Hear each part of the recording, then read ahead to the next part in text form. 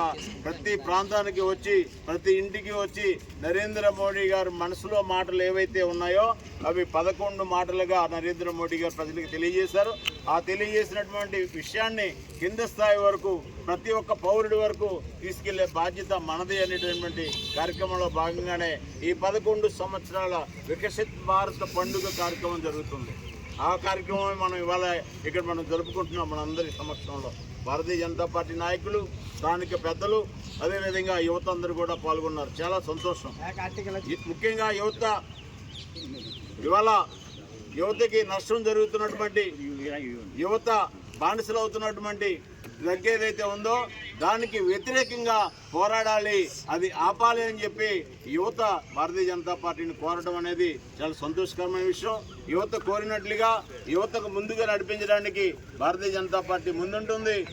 Drug అనేటటువంటిది ఎక్కడ అమ్మినప్పటికి కూడా మనం అందరం కలిసి ప్రభుత్వానికి పట్టించడమే ఒక ప్రమాణమైనటువంటి ఇవాళ మనం ప్రమాణం చేయడం జరిగింది. రెండో విషయం, మనం ఇవాళ ప్రమాణం చేస్తాం. ఏమని చేస్తాం? నేను నా ఓటు హక్కును వినియోగించుకుంటున్నానని చెప్పాం. నరేంద్ర మోడీ గారు ప్రభుత్వం వచ్చిన తర్వాత 18 సంవత్సరాలు దాటిన ప్రతి యువకుడికి ఓటు వచ్చే విధంగా చేయడమే కాకుండా ఇవాళ నరేంద్ర మోడీ గారి పాలన, వారి యొక్క విజయాలన్నీ కూడా యువత వారి యొక్క నిర్ణయాలతో కొనసాగుతుంది. ఎవరికి ఓటు, ఆ ఓటు కొత్తగా వచ్చిన ఓటు అంతా కూడా నరేంద్ర మోడీ గారిని గెలిపించడానికి, నరేంద్ర మోడీ గారు కోరినటువంటి అభ్యర్థులకి కమలం గుర్తు మీద వేసి దేశవ్యాప్తంగా విజయాలు సాధిస్తుంది. ఓన్లీ యువత ఆధారంగానే నడుస్తుందన్న విషయం కూడా ఈ సందర్భంగా మనం గుర్తు చేసుకుంటున్నాం. కానీ మనం ఇవాళ గమనించాలి, యువతకు ఉద్యోగాల అవకాశాలు కల్పించడం కోసం, అన్ని ప్రాంతాల్లో పరిశ్రమలు తీసుకురావడం కోసం, పరిశ్రమలు ప్రోత్సహించడం కోసం నరేంద్ర మోడీ గారు వచ్చిన తర్వాత 4 కొత్త రకాలు తీసుకొచ్చారు. ఇంతకు ముందు పరిశ్రమలు ఎవరన్నా తెస్తే ఇతర దేశాలలో వచ్చి మేము పరిశ్రమ పెడతామంటే పెద్ద ఎత్తున వాళ్ళకి రాయితీ ఇచ్చేసేవారు. కానీ నరేంద్ర మోడీ గారు ఏం చెప్తున్నారంటే, మీరు ఎవరు పరిశ్రమ పెట్టినా భారతదేశంలో పెట్టండి, భారతదేశంలో మీకు అన్ని సౌకర్యాలు కల్పిస్తాము, ఇక్కడ యువతకు ఉద్యోగాలు వచ్చే విధంగా మీరు చేసినట్లయితే మీకు సౌకర్యాలు ఇస్తామంటే ఇవాళ ఈ 11 సంవత్సరాల్లో గత 2014 నాటికి ఇవాళ 25 నాటికి చూస్తే 30% ఎక్స్ట్రా ఇండస్ట్రీలు ఆంధ్రప్రదేశ్కి దేశవ్యాప్తంగా వచ్చేస్తున్నాయి.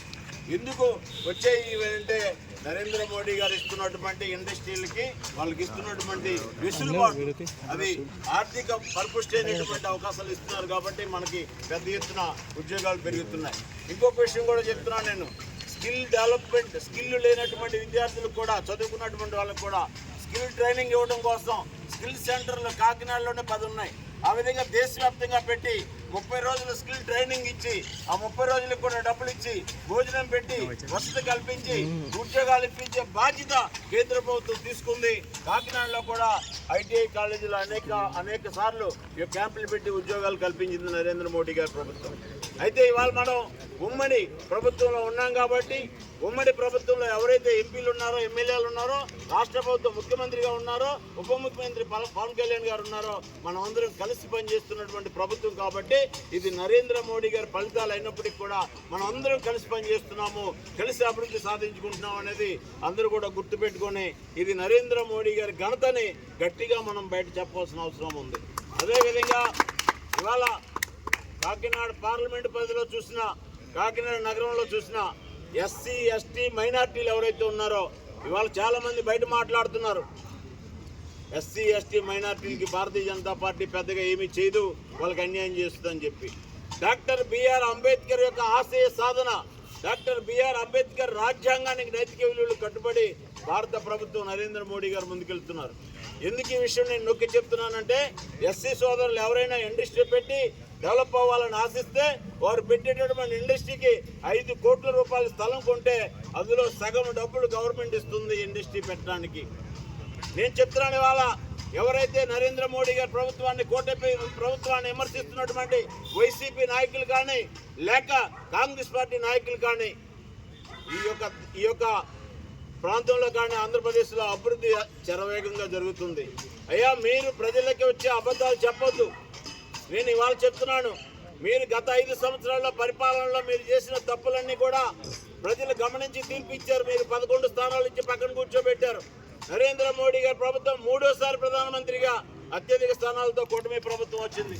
కాబట్టి మీరు ఆలోచించండి. ప్రజలకి నిజాయితీగా నరేంద్ర మోడీ గారు ప్రతి ఒక్కరికి ఇల్లు ఇచ్చారని చెప్పండి.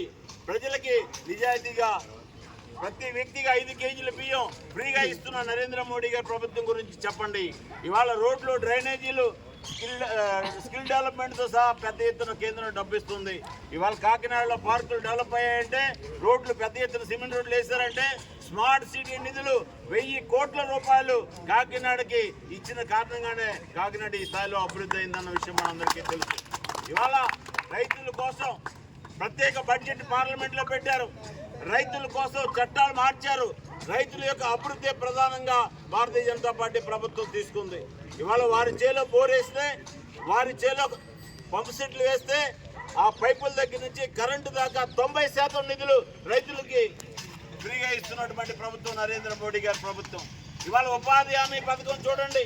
గ్రామాల్లో 100 మందికి, 200 మందికి, 500 మందికి గ్రామాల్లో పొద్దున్నలో గంట సేపు పనిచేసి వస్తే రోజుకి వారికి గవర్నమెంట్ లెక్కల ప్రకారం ఇవ్వాల్సినటువంటి డబ్బంతా నరేంద్ర మోడీ గారు ఫ్రీగా ఇస్తున్నటువంటి పరిస్థితి. అంటే ఇదంతా అభివృద్ధి కాదా? ఇవన్నీ నిధులు కాదా? ఇవాళ మనం చూస్తున్నాం, సవక డిపోల్లో బియ్యం ఇస్తున్నారు. మొన్న కొత్తగా డిపోలన్నీ ప్రారంభించారు. అంగన్వాడీ కేంద్రాల్లో పౌష్టిక ఆరోగ్యం కోసం గర్భిణీ స్త్రీలకి, బాలింతలకి, 1 సంవత్సరం పిల్లలకి అందరికీ కూడా నాణ్యతమైనటువంటి ఫుడ్ కావాలి, వారికి ఆరోగ్యం బాగుండాలని చెప్పి 100% కేంద్ర ప్రభుత్వం నిధులతోటి మన మధ్యలో ఉండేటటువంటి అంగన్వాడీ సెంటర్లో ఆయాలు మనకి తెలిసినటువంటి వారే పంచిపెడుతున్నారు. అక్కడ ఏదైనా తేడా వస్తే పంచిపెట్టడం అనేది వాస్తవం. కానీ తేడా చేసే వ్యక్తికి ఎక్కడైనా తేడా చేస్తే గట్టిగా